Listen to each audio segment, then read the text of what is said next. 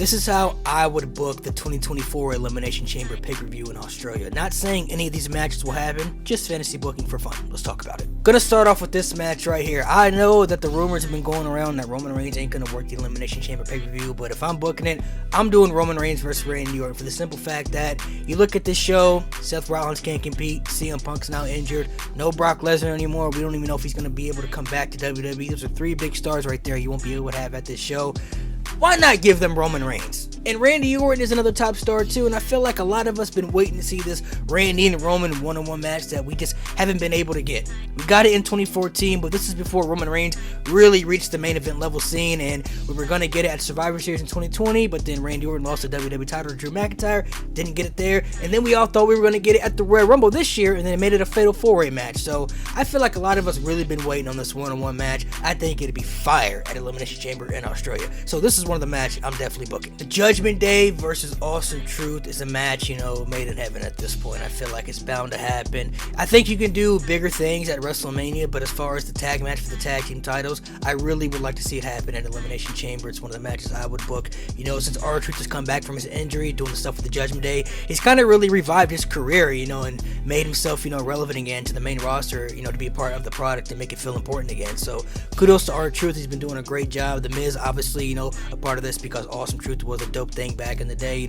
over a decade ago, and Balor and Priest, been killing it as a tag team. So I feel like, a lot of people would want to see this match, and I feel like the crowd in Australia would go crazy for this match. In a rematch for the United States Championship, Logan Paul versus Kevin Owens, man. Maybe you can even also add a stipulation to this match, because at the Royal Rumble, Logan Paul has been, the last couple of matches been famous, for using those brass knucks, and, Kevin Owens caught him slipping. He took the brass knucks from Logan Paul and knocked out Logan Paul, but the referee saw it, he got disqualified and everything. So maybe to make it legal, make it a no holds barred match, street fight, I don't know, false count anywhere, just throw out scenarios out there. But you definitely gotta have this rematch. The ending to that match was, I believe, to build up another match, for this type of show right here. So definitely gotta have this on the card. I would do the Grayson Waller effect for this show with special guests Paul Heyman and Cody Rhodes. Have like their little promo battles leading up to the match, to tease more between Cody and Roman 2 at WrestleMania, which a lot of us are expecting that's gonna happen, even though they haven't confirmed it because Seth Rollins had,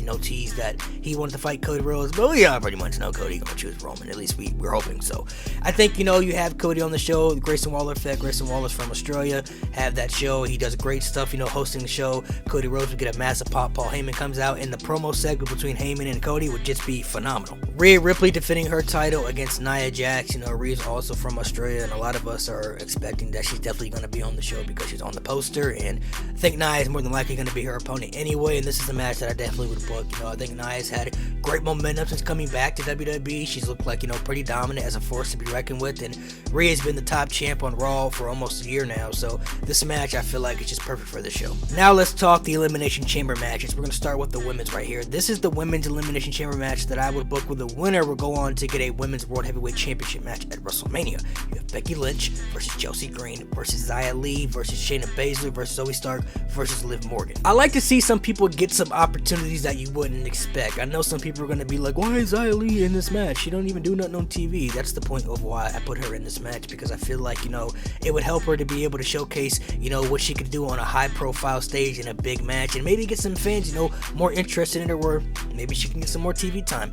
Chelsea Green, I think, is starting to get more and more popular with the fans. I think a lot of people are really starting to get behind her gimmick more, and some people are even saying that she should win Money in the Bank this year. So, put Chelsea Green in this match. I think she'd do phenomenal. Shayna Baszler and Zoe Stark are a tag team right now, but putting it in this match, I think, would add just more flavor to the match, as far as, adding, two superstars who could be able to also showcase and shine in this match as well. And then you have Liv Morgan and Becky Lynch, who would probably be the two favorites. Not even probably, they'll be the two favorites to win this match by majority of the fans. Some people want, Rhea Ripley versus Becky Lynch at WrestleMania. Some people want Rhea versus Liv at WrestleMania. So those would be the two favorites, and then you have everybody else in there who can just, be able to contribute in the match and make it good. And last but certainly not least, this is the men's Elimination Chamber match that I would book, where the winner will go on to face Seth Rollins for the World Heavyweight title at WrestleMania.